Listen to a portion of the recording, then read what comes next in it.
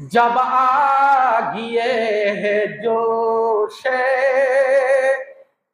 रहमत पे उनकी आँखी,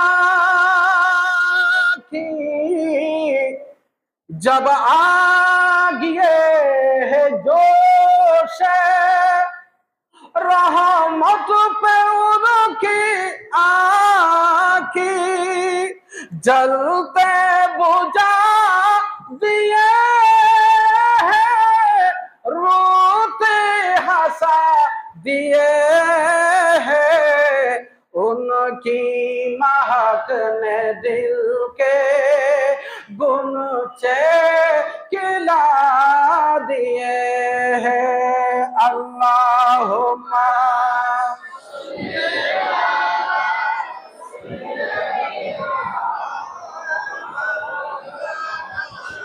वाला ले सैयदिना। আমার বাবারা মায়েরা, কয়টা বললাম? 8 নাম্বার পর্যন্ত বললাম। যারা পড়ে এসেছেন, এটার ফর্মুলা কোরআনে আছে, হাদিসে আছে, আমাদের মা বাবারা জানে না। এই পয়েন্টগুলো আমি বলে যাচ্ছি। আপনি যদি সন্তানের হক আদায় করেন, সন্তান আপনার হক আদায় করবে। আপনি যদি সন্তানের হক আদায় না করেন, বড় হলে সন্তানও আপনার হক আদায় করবে না। এখন আমার পয়েন্টের সাথে আপনি মিলাবেন। আপনি কি সন্তানের হক আদায় করতেছেন? যদি না করে থাকেন, হুজুর আমি ভুল করেছি, অনুতপ্ত, আমি এখন থেকে সেই হক গুলো আদায় করার চেষ্টা করব, বলি ইনশাআল্লাহ। 9 নাম্বার হলো সন্তানের খতনা করা, সুন্নত করা, খতনা করা, সুন্নত করা। 10 নাম্বার সন্তানকে ভালোবাসা, মহব্বত করা, আদর করা, যত্ন করা, সন্তানকে চুমা দেওয়া, মহব্বত করা, জড়াইয়া ধরা। আল্লাহর হাবিব, ডানে ইমাম হাসান, বামে ইমাম হোসাইন। এক সাহাবী এসেছেন, দেখে যে আল্লাহর হাবিব একবার ইমাম হাসানকে চুমা দেয়, একবার ইমাম হোসাইনকে চুমা দেয়, কখনো কপালে, কখনো গালে, কখনো সিনায় জড়াইয়া ধরা। কি আদর, নানা নাতির আদর, সুবহানাল্লাহ। সাহাবী বললেন, ইয়া রাসূলুল্লাহ, আপনি তো কি সুন্দর করে আদর করেন, আমার তো 10টা সন্তান আছে, কোনোদিন একটা চুমাও দেয় নাই। আল্লাহর হাবিব বলেন, তোমার কলব থেকে যদি আল্লাহ রহমত তুলে নেয়, আমার কি করার আছে? শোনো শোনো, সন্তান আল্লাহর নিয়ামত। এই ছোট ছোট বাচ্চাগুলো জান্নাতের এক একটা ফুল। এগুলারে আদর করবা, চুমা দিবা, ভালোবাসবা, মহব্বত করবা। চিৎকার দিয়ে বলুন সুবহানাল্লাহ। 11 নাম্বার, আপনার ঘরে ছেলে আছে, মেয়ে আছে, ছেলে আর মেয়ের মাঝে কোনো পার্থক্য করবেন না। এটা আমার ছেলে, ছেলেটাকে মাথা দেব, মেয়েটাকে লেজটা দেব, ছেলেটারে একটা ডিম দেব, মেয়েটারে অর্ধেক দেব। এটা ইনসাফ না। এটা বাপ হইয়া, মা হইয়া আপনি সন্তানের উপর জুলুম করেন। ছেড়ে দিয়েছে কে? জোরে বলেন কে? মেয়েটাও দিয়েছে কে? অতএব আপনি মা বাবা, ছেলে মেয়ের মাঝে কোনো পার্থক্য করা যাবে না। ছেলেকে যতটুকু ভালোবাসবেন, মেয়েটাকেও বেশি ভালোবাসবেন, বরং মেয়েকে আরো বেশি ভালোবাসবেন। মেয়েটা এক সময় চলে যাবে, ছেলেটা তো আপনার কাছে থেকে যাবে। কথা বলেন ঠিক কিনা?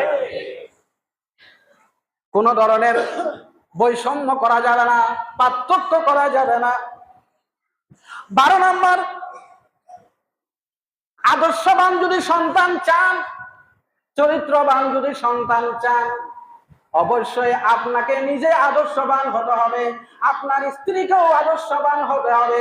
মা বাবা যদি আদর্শবান হয়, মা বাবা যদি চরিত্রবান হয়, সন্তানও অটোমেটিক চরিত্রবান হবে। আপনার নিজের কাছে আদর্শ নাই, নিজের কাছে কোনো চরিত্রের বালাই নাই, আপনি চিন্তা করতেছেন আপনার সন্তানটা চরিত্রবান হবে না, এটা সম্ভব না। সন্তান তো আপনাকে দেখে দেখেই বড় হবে, সন্তানকে মাকে দেখে দেখে বড় হবে, যা দেখবে তা শিখবে, যা দেখবে তা শিখবে। 13 নম্বর, সন্তান যখন একটু একটু বড় হচ্ছে, আব্বু আব্বু বলে, দাদা দাদা বলে, নান্না নান্না বলে, একটা একটা শব্দ বলে। নবীজি বলেন, এখন তুমি প্রথমে শিখায়া দাও লা ইলাহা ইল্লাল্লাহু মুহাম্মাদুর রাসূলুল্লাহ। এই কলেমাটা তাকে শিখাইয়া গেল। উঠতে বসতে শুইতে আদর করে করে করে তাকে এই কলেমাটা শিক্ষা দাও, লা ইলাহা ইল্লাল্লাহ তাওহীদ, মুহাম্মাদুর রাসূলুল্লাহ রিসালাত। তাওহীদ আর রিসালাতের এই কলেমাটা তার কলিজার মধ্যে গেঁথে যাবে, ব্রেইনের মধ্যে গেঁথে যাবে। মৃত্যু পর্যন্ত এই কলেমার প্রতি তার ভালোবাসা বৃদ্ধি পাবে। আল্লাহু আকবার বলেন, আল্লাহু আকবার। এখন আমরা কি শিখাই? হাড্ডি মাটির ডিম, তারা মাঠে পাড়ে ডিম। ছেলেও এখন বড় কালে হাড্ডি মাটির হয়ে যায়। নবীজি বলেন, কোনো কিছু শিখাবার আগে তাকে কি দাও? তাওহীদ এবং রিসালাত। তাকে কলেমাটা শিখাইয়া ফেলো, কলেমাটা শিখাইয়া ফেলো। কোন কলেমা? কলেমায়ে তাইয়্যিবা, লা ইলাহা ইল্লাল্লাহ, there is no god but Allah, মুহাম্মাদুর প্রফেট হযরত মুহাম্মদ সাল্লাল্লাহু আলাইহি ওয়াসাল্লাম, মেসেঞ্জার অফ আল্লাহ। ও আমার সন্তান, আল্লাহ ছাড়া কোনো ইলাহ, মুহাম্মদ সাল্লাল্লাহু আলাইহি ওয়াসাল্লাম আল্লাহর রাসূল। এই তাওহীদ এবং রিসালাতটা শিখতে দেন। যখন আব্বু আব্বু বলে, আম্মু আম্মু বলে, দাদা দাদা বলে, নান্না নান্না বলে, একটা একটা শব্দ বলে না, এই সুযোগে তার কলেমাটা এখনই বীজ বপনের সময়।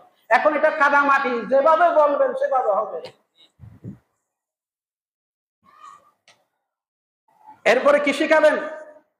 তারপরে তাকে কোরআনের, যখন আরেকটু বড় হচ্ছে, তার বয়স এখন 4-5 চলতেছে, এবার তাকে তুমি কোরআনের কায়দা শিখাও, তাকে কায়দা শিক্ষা দাও, কোরআন শিক্ষা দাও, তাকে মক্তবে পাঠাও, ফুরকানিয়ায় পাঠাও, অথবা যদি তোমার অবস্থা ভালো থাকে হুজুর বাসায় নিয়ে আসো, তাকে কোরআনটা আগে শিখাও, আগে কোরআনটা শিখাও। এখন সবচেয়ে বেশি অবহেলার শিকার এই জায়গায়, সন্তানকে কোরআন শেখায় না, সন্তানকে কোরআন শেখায় না, কায়দা শেখায় না। সন্তানকে প্রথমে পাঠিয়ে দিচ্ছে কিন্ডারগার্টেনে, স্কুলে, ইংলিশ মিডিয়াম স্কুলে। আমি বলি আপনি সবখানে পাঠান, কিন্তু আগে কোরআনটা শিখান, কোরআনের সবক তাহলে দেন, আল্লাহর সাথে তাকে পরিচয় করায় দেন। ইঞ্জিনিয়ার বানানো আপনার দায়িত্ব নয়, এটা আপনার জন্য মুস্তাহাব। সন্তানকে ইঞ্জিনিয়ার বানানো এটা মা বাবার জন্য কি মুস্তাহাব। না বানালে মা বাবার কোনো গুনাহ হবে না, ডাক্তার না বানালে গুনাহ হবে না, অ্যাডভোকেট না বানালে গুনাহ হবে না। কিন্তু কোরআন শিক্ষা না দিলে